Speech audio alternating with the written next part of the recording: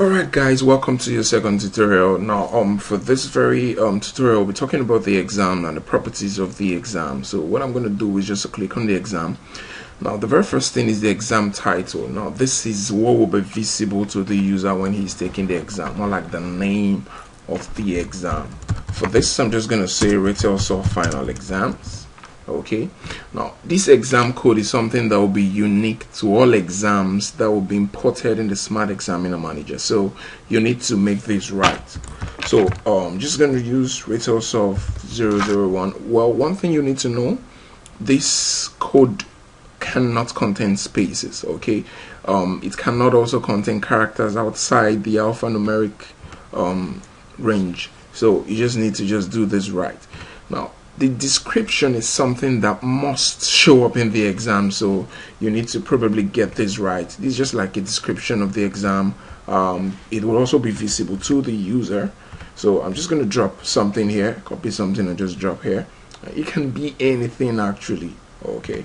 The instruction is also visible to the user, so you might also want to get that right. And I don't want to waste time typing this, but it can just be any instruction as well. Okay, I could just have something that just says, for instance, let me just format this right. Please read the following instructions,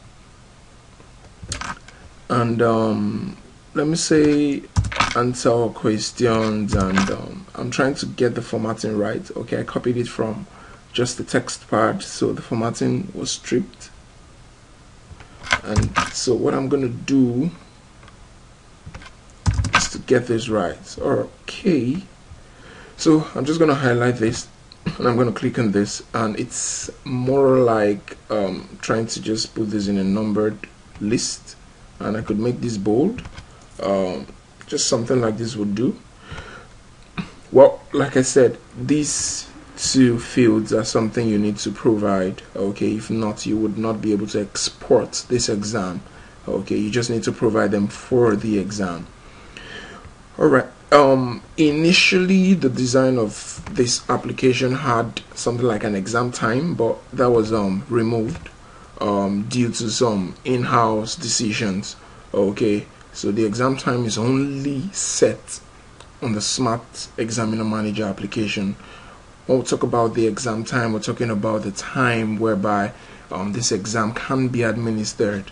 Okay, now this property exam paper flow, it is something that defines how the papers, if you have multiple papers in the exam, how they are gonna show up.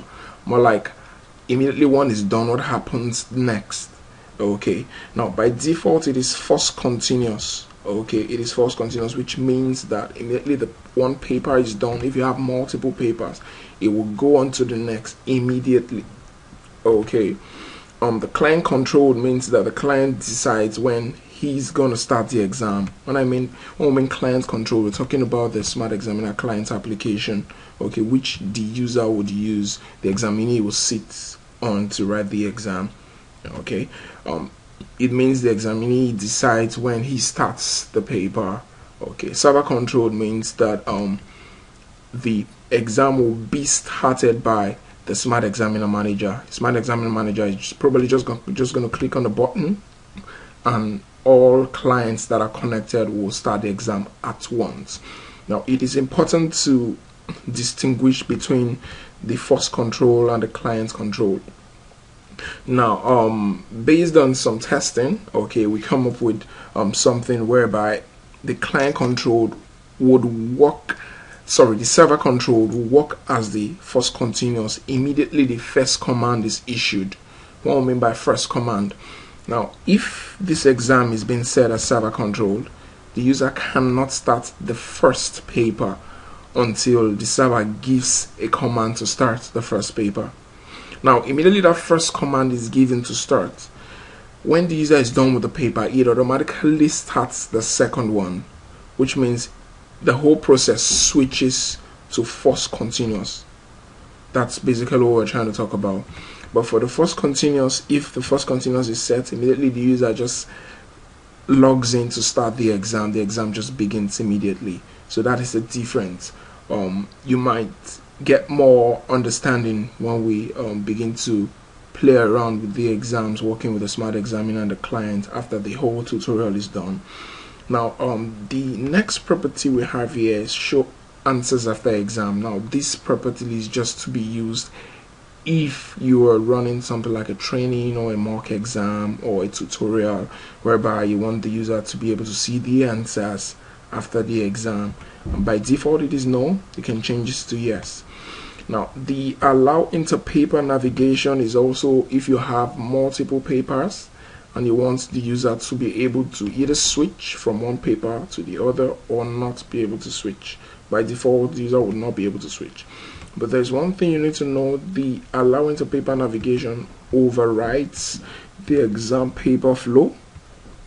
It overrides the exam paper flow if the exam paper flow is set to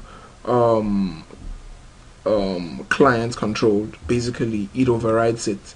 Means that basically what happens is that immediately you activate the allow InterPaper navigation, the papers are all visible to the client. The client can switch from one to the other, and any command that needs to be issued from the server, it's only done once at the start, and then the client is in charge. That's basically what it means. Like I said, these properties will be more understood when we begin to play around with the exam, working with all of them. The hints, like you know, is something I'll just give you a hint of what is working, what you can do, what works for what, and generally that's it about the exam. Alright, thank you very much for watching this tutorial. You see more on the next tutorial when we'll talk more about the papers. Thank you.